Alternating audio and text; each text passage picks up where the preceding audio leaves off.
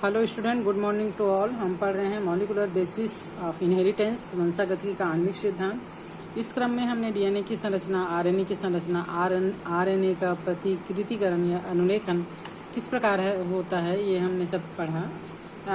RNA की संरचना जो है वो डीएनए का जो स्ट्रैंड होता है उसी से, डीएनए के जो स्ट्रक्चर होता है उसी से आरएनए का निर्माण होता है। जो सुकेंद्रीय जीव हैं, यानी जिसके केंद्रक के चारों ओर केंद्रक झिल्ली है, उन जीवों को सुकेंद्रीय जीव कहा जाता है। तो इनमें डीएनए की संरचना जो है वो काफ़ी जटिल प्रकार की होती है और अनुवांशिक कोड जो है वो डीएनए के रूप में ही होता है और इसी में आरएनए का संश्लेषण होता है।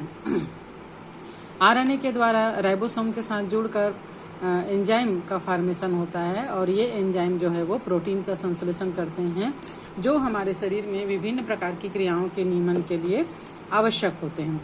तो अब सवाल ये उठता है कि ये एंजाइम किस प्रकार इस एंजाइम के फॉर्मेशन के लिए आरएनए में जो नाइट्रोजनस क्षारक है उसका क्रम या श्रृंखला किस प्रकार होता है, ये किस प्रकार एंजाइम का फॉर्मेशन, अलग अलग एंजाइम का फॉर्मेशन, अलग अलग प्रोटीन का फॉर्मेशन कर पाते हैं, हमने पढ़ा है। अभी हम और पढ़ेंगे, जैव अणु वाली श्रृंखला में हम पढ़ेंगे कि जो जितने भी एंजाइम्स हैं वो अमीनो और या प्रोटीन है वो अमीनो अम्ल के द्वारा बनते हैं और ये अमीनो अम्ल जो है वो आरएनए पर स्थित नाइट्रोजनस क्षारक का जो क्रम होता है जिसे जीन कहा जाता है ना, ये तीन तीन के क्रम में होते हैं, ट्रिपलेट के कोड में होते हैं और ये जो हैं वो जीन कहलाते हैं और इन्हीं के अनुसार जिस प्रकार भी ये व्यवस्थित होते हैं उसी क्रम में फिर एंजाइम्स का फॉर्मेशन होता है और उसके द्वारा मतलब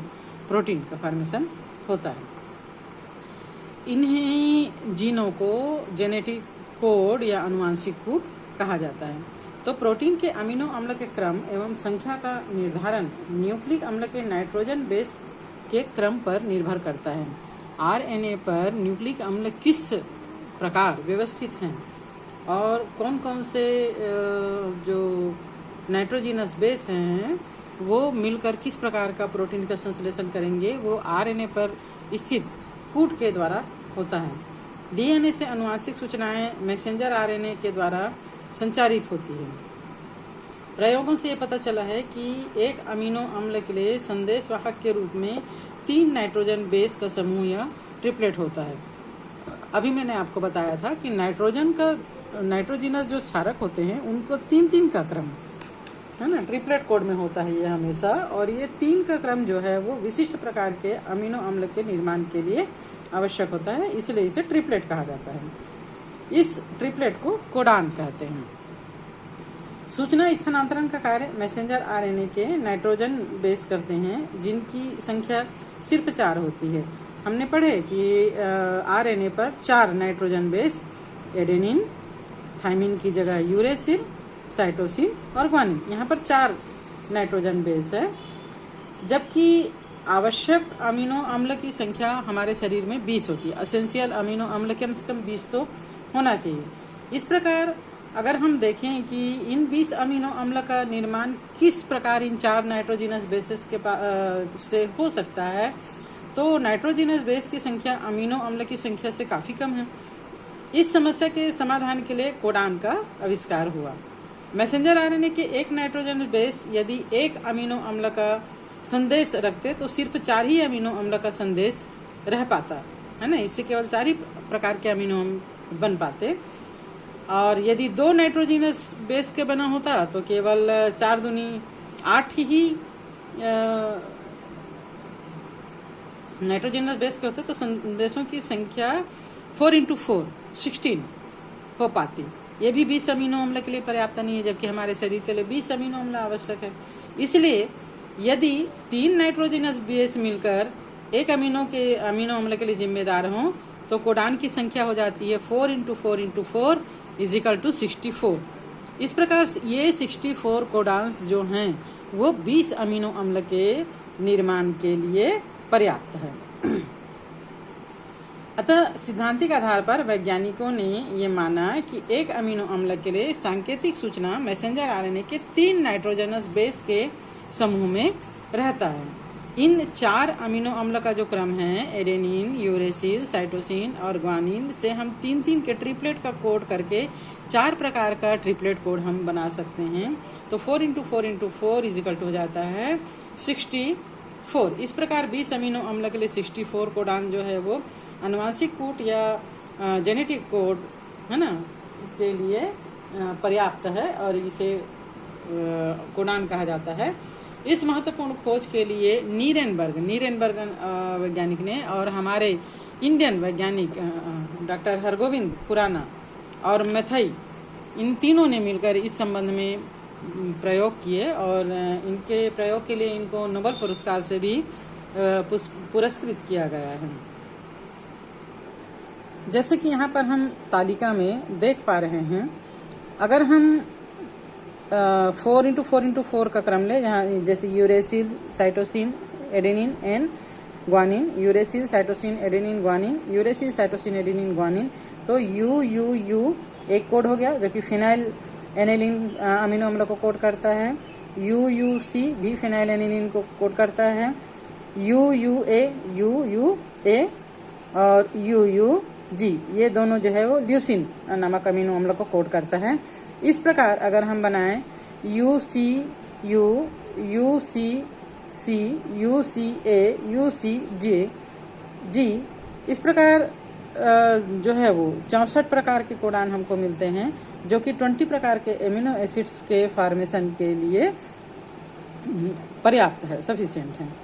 तो इन अनुवांशिक कोडों में ये जो है वो आरएनए पे स्थित रहता है ना। आरएनए जैसे यहाँ पे एक सीधी श्रृंखला होती है आरएनए की, उसमें 3-3 के क्रम में होते हैं। जैसे मान लीजिए यू है ना, इस प्रकार। जैसे ये आरएनए है, मान लीजिए मैसेंजर आरएनए है, इस पर यहाँ पर U C, U G, U A, इस प्रकार ये जो है वो आरएनए के क्रम में 3-3 के क्रम में, ट्रिपलेट के क्रम में इसको रहता है। तो इनकी विशेषता क्या होती है, क्या क्या विशेषताएं ये जो नाइट्रोजनस क्षारक है जो आरएनए के मैसेंजर आरएनए के कोड में होते हैं या किसी भी आरएनए के, उसमें क्या क्या विशेषताएं होती है ये हम पढ़ेंगे। तो इसकी जो प्रमुख विशेषताएं हैं, ट्रिपलेट के क्रम में आनुवांशिक कोड हमेशा ट्रिपलेट यानी 3 नाइट्रोजन बेस के समूह में होता है। ये अपने आप, ये ऑटोमेटिक बन जाता है। ये तीन, इसके बाद का अगला 3।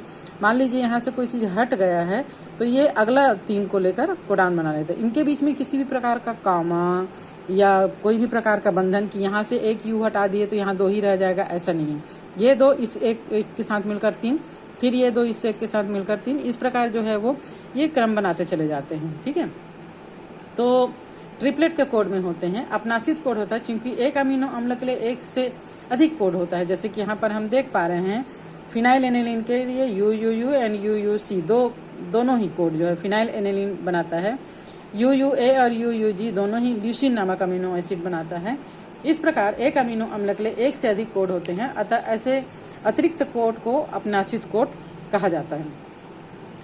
कोमा रहित रूप होता है, मैंने जैसे बताया कि इनके बीच में कोमा नहीं होता, ये कंटिन्यूअस में होता है और 3-3 का समूह ये बनाते चले जाते हैं। इनके बीच में किसी भी प्रकार का कोमा नहीं होता है। अगर बीच से हम इसको हटा भी दें तो ये अगले 3 के साथ पेयर बना लेते हैं। अतिच्छादित नहीं रहता है। संदेशवाहक आरएनए के किसी कोडान के 3 में से एक नाइट्रोजन बेस का उपयोग 2 अलग अलग कोडान में नहीं होता।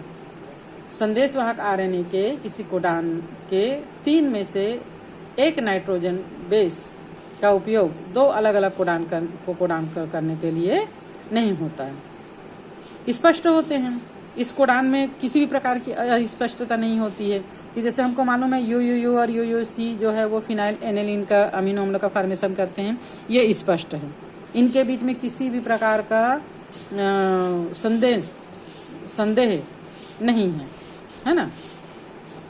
तो कोई खास कोड जो है वो हमेशा एक ही प्रकार के अमीनो अम्ल को, ये जो खास कोड है वो एक ही प्रकार के अमीनो अम्ल को कोडित करते हैं। इनके बीच में कोई किसी भी प्रकार का संदेह या अस्पष्टता नहीं है।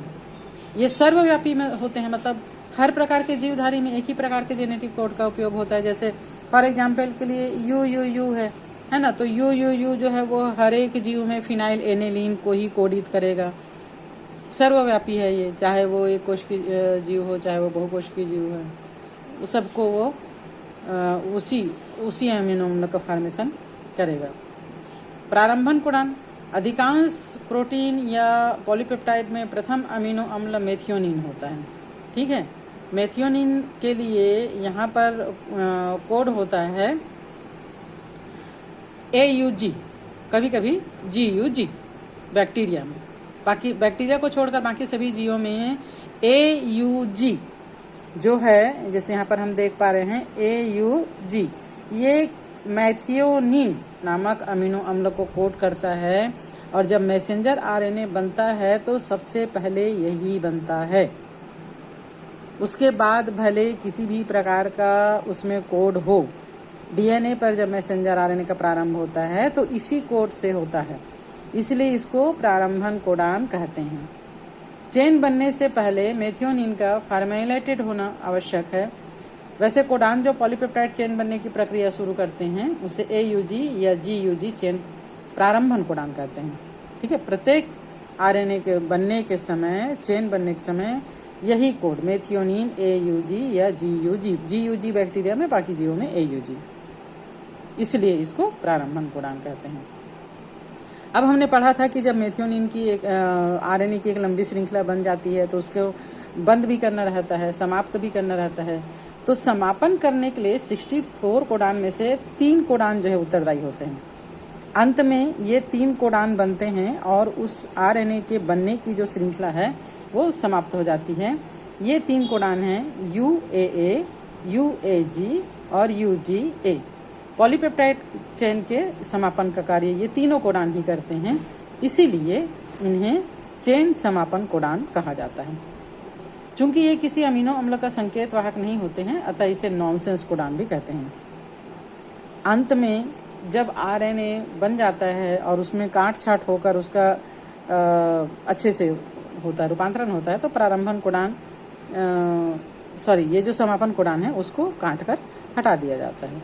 किसी भी प्रकार के मेथियोनिन का ये प्रारंभन नहीं करते या निर्माण नहीं करते, इसीलिए इनको नॉनसेंस कोडान या समापन कोडान कहते हैं। तो आज के लिए हम इतना ही पढ़ेंगे। उत्परिवर्तन और अनुवांशिक कोड क्या होता है ये नेक्स्ट चैप्टर में पढ़ेंगे।